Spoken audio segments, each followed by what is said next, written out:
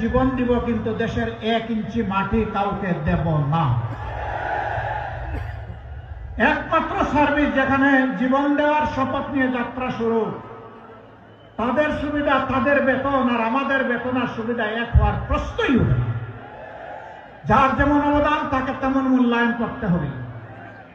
আইন শৃঙ্খলা বাহিনীর লোকেরা দিন নাই রাত নাই 24 ঘন্টা অন ডিউটি, পাগল হয়ে দৌড়ায়। সেই লোকদেরকে যদি 8 ঘন্টা ডিউটি করার লোকদের সমান বেতন দেওয়া হয়, এটা কি ইনসাফ হবে? চরম বেইনসাফি হবে। এবং সেটাই বাংলাদেশে চলে আসে। আমি অল্প কিছু পেশার কথা বললাম, প্রায় সকল পেশায় এই ধরনের ভারসাম্যহীনতা। আমরা সেই ডিসপ্যারিটি বা বৈষম্য আমরা দূর করতে চাই। যার যেটা ন্যায্য পাওনা, একজন কর্মচারী কর্মকর্তা, সে সরকারি, আধা সরকারি, স্বায়ত্তশাসিত, বেসরকারি, যেখানেই হোক, সে যেন তার পুরা মেধা যোগ্যতা উজাড় করে সেখানে সেবা দিতে পারে।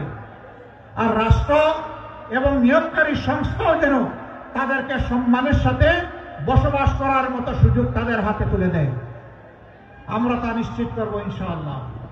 আমাদের যুবকরা, যুবতীরা, তারা বেকার ভাতার জন্য আন্দোলন করে নাই, তারা হাতে হাতে কাজ পাওয়ার জন্য আন্দোলন করছে।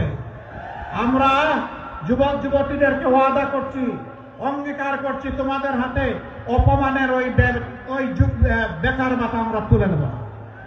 বরঞ্চ তোমাদের হাতে হাতে আমরা তোমাদের হাতগুলোকে দক্ষ হাত বানিয়ে ইনশাআল্লাহ তোমাদের মর্যাদার সাথে যায় সেই মর্যাদাপূর্ণ কাজ তোমাদের হাতে তুলে দেব।